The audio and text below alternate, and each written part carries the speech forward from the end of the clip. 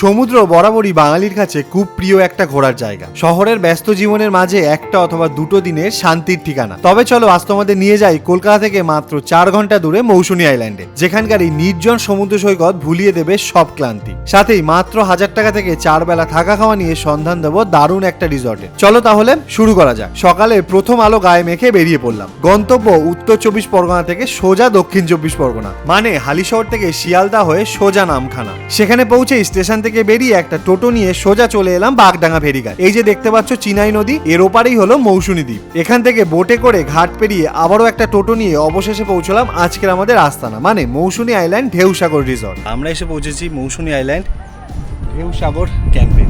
আমার পেছনে দেখতে পাচ্ছ এই হলো ঢেউসাগর ক্যাম্প। আর আসার সাথে সাথেই আমাদের ওয়েলকাম করা হয়েছে ঠান্ডা ঠান্ডা ডাবের জল।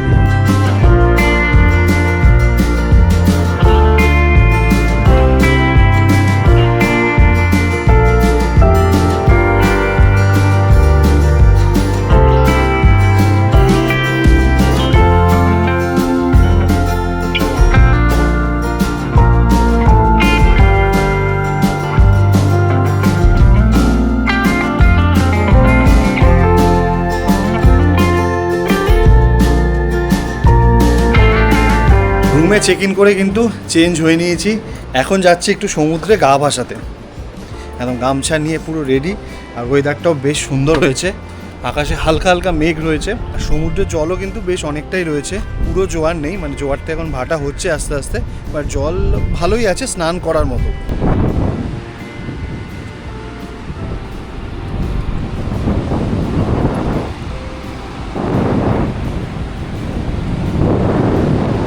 এই হচ্ছে এখন সমুদ্রের কন্ডিশন, একদম স্নান করার জন্য কিন্তু পারফেক্ট রয়েছে। ওয়েদারটা দেখো, পেছনে পুরো মেঘ, কালো মেঘ, বৃষ্টিও নামতে পারে, দারুণ মজা হচ্ছে। নেমে পড়েছি কিন্তু মৌসুনী বিচে,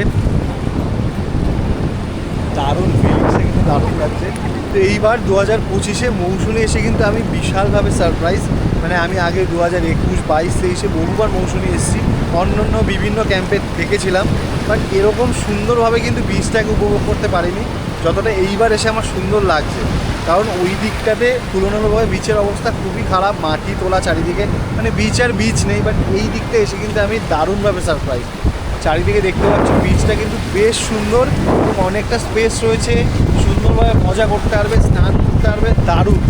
এবং জোয়ারের সময় জল কিন্তু ওই পার অবধি থাকে, বাট যত আস্তে আস্তে ভাটা আসছে সমুদ্র কিন্তু আরও দূরে চলে যাচ্ছে, সুতরাং বিচ অনেকটা পেয়ে যাবে তোমরা।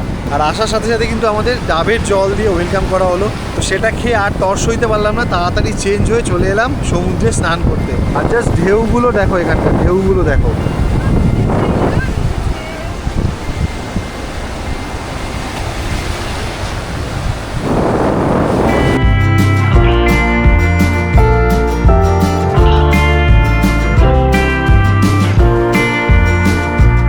বেশ অনেকটাই চলে এসেছি সমুদ্রের দিকে, পাহাড় থেকে অনেকটাই দূরে, আর দারুণ সুন্দর লাগে, মারাত্মক কিন্তু ঢেউ। এই দেখো ঢেউ, এরকম বড় বড় ঢেউ আসছে এখানে, দারুণ দারুণ।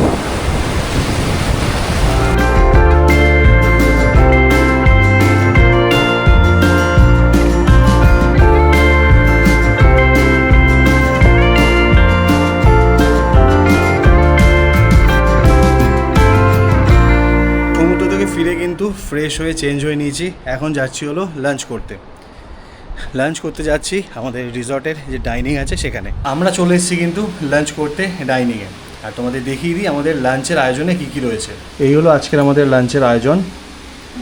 এদিকে ভাত রয়েছে, স্যালাড রয়েছে, আলু ভাজা রয়েছে, এখানে ডাল রয়েছে, এদিকে রয়েছে পটল চিংড়ি, তার পাশে রয়েছে চিংড়ি মাছ, আর এদিকে রয়েছে হলো পমফ্রেট মাছ, আর রয়েছে চাটনি, পাঁপড় আর দই মিষ্টি। এইগুলো হলো এখানকার প্যাকেজের মধ্যে পড়ে। আর আমরা এক্সট্রা করে অর্ডার করেছি হলো কাঁকড়া, এরকম বড় সাইজের একটা কাঁকড়া কিন্তু আমরা অর্ডার করেছি। কাঁকড়া ছাড়াও কিন্তু তোমরা ইলিশ, ভেটকি সব কিছু এখানে পেয়ে যাবে, আলাদা করে অর্ডার করতে হবে। লাঞ্চ কিন্তু আমাদের কমপ্লিট। খাওয়া দাওয়া খুব দারুণ ছিল, একদম ঘরোয়া। স্পেশালি কাঁকড়াটা কিন্তু দুর্দান্ত ছিল। তোমরা এলে অবশ্যই কিন্তু কাঁকড়াটা একবার ট্রাই করো। আপাতত একটু রেস্ট নেব। আমার পেছনে সূর্য অস্ত যাওয়ার জন্য পরিকল্পনা নিচ্ছে, তো একটু তেজটা কমুক, খানিক রেস্ট নিয়ে তারপর যাব বিচে আর দেখাবো একটা দুর্দান্ত সূর্যাস্ত।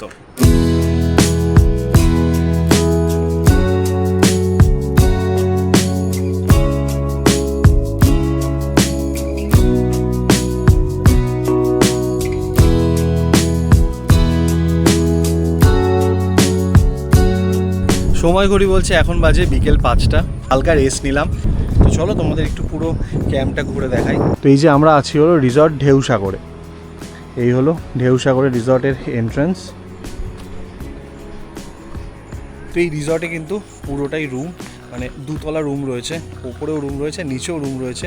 উপরে যে রুমগুলো দেখতে পাচ্ছ এগুলো সব এসি রুম, আর নিচে হলো নন এসি রুম। আর এই স্পেশাল জিনিসটা দেখো, এখান দিয়ে একটা ব্রিজ করা আছে ডাইরেক্ট কিন্তু বিচে যাওয়ার।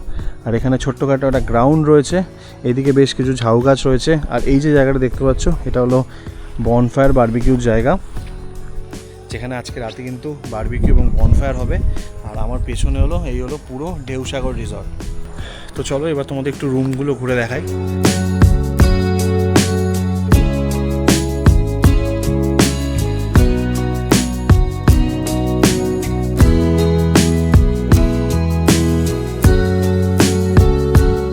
তো এখানে প্রথমত দু টাইপের রুম রয়েছে, একটা হলো এসি রুম, একটা নন এসি রুম। উপরের যে পুরো ফ্লোরটা এটা হলো সব এসি রুম এখানে। তো এই হলো ডাবল বেডের এসি রুম।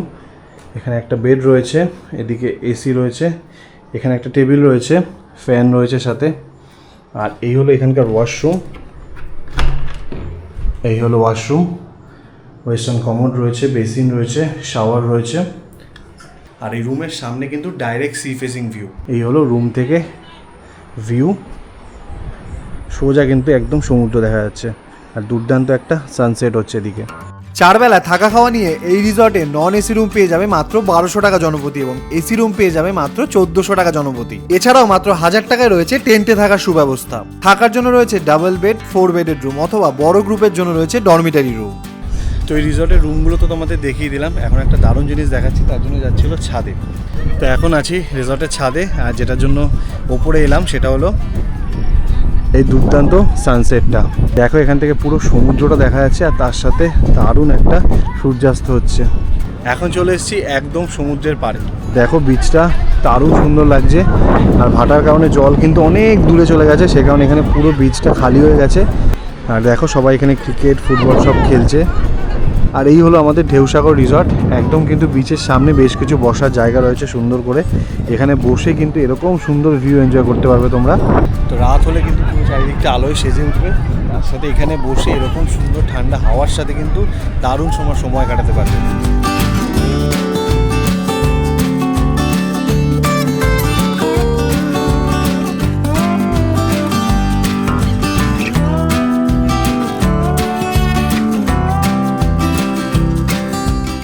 বিকেল গড়িয়ে কিন্তু সন্ধে হয়ে গেছে, আর সময় গড়িয়ে বলছে এখন বাজে সন্ধে 6:30। পেছনে কিন্তু আমার সূর্য অস্ত চলে গেছে, আর আমাদের ক্যাম্প কিন্তু দারুণ সুন্দরভাবে আলোকিত হয়ে উঠেছে। চলো দেখাই।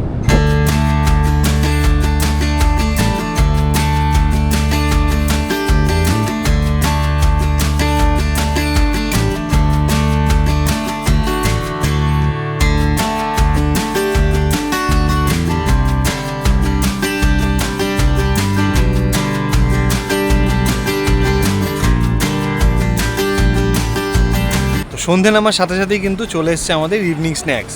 ইভিনিং স্ন্যাক্সে আছে হলো মুড়ি, চা, আর তার সাথে চিকেন পকোড়া। এই চিকেন পকোড়াটা কিন্তু কমপ্লিমেন্টারি, মানে অনেক জায়গায় যেখানে পেঁয়াজি দেয়, বাট এখানে কিন্তু তোমাদের স্ন্যাক্সে দেওয়া হবে চিকেন পকোড়া।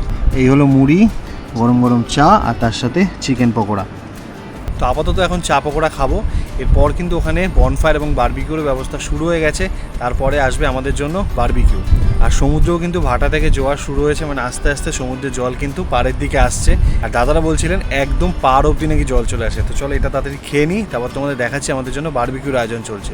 এই হলো চিকেন পকোড়া।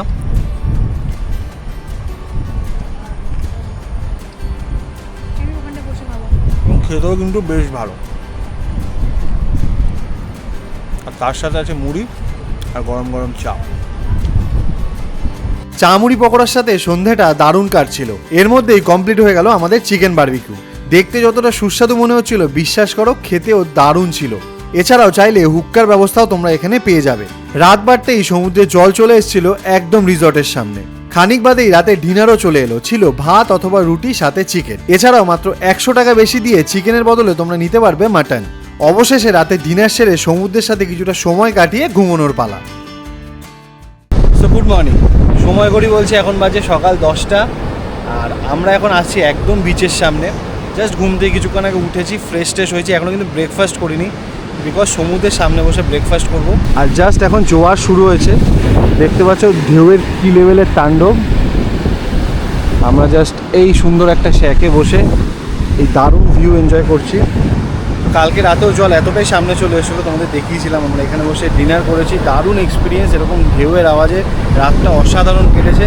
আবার দেন ভোরবেলা চলে গেছিলো জল অনেক পেছনে, আবার এখন যত বেলা বাড়ছে জল কিন্তু আবার আসছে জোয়ারের কারণে। আর এরম লেভেলের ঢেউ, আর প্রচণ্ড হাওয়া দিচ্ছে, প্রচণ্ড।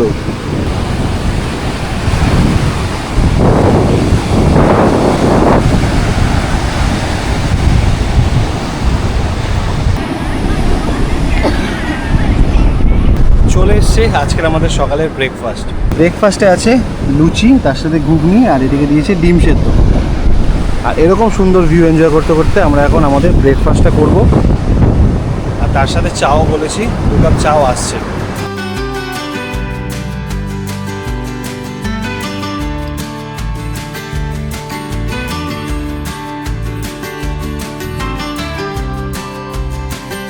চলো আজকের মতো এই ব্লগটা, এই ভিডিওটা এখানেই শেষ করছি। এই রিসর্টের সমস্ত ডিটেলস দিয়ে দিলাম ডিসক্রিপশানে, সাথে ফোন নাম্বার, প্রাইস সব কিছু থাকলো ডিসক্রিপশানে, অবশ্যই চেক করে নিও। তো চলো আজকের মতো এখানেই টাটা, দেখা হচ্ছে আবার নতুন কোনো ব্লগে, নতুন ডেস্টিনেশানে। টাটা।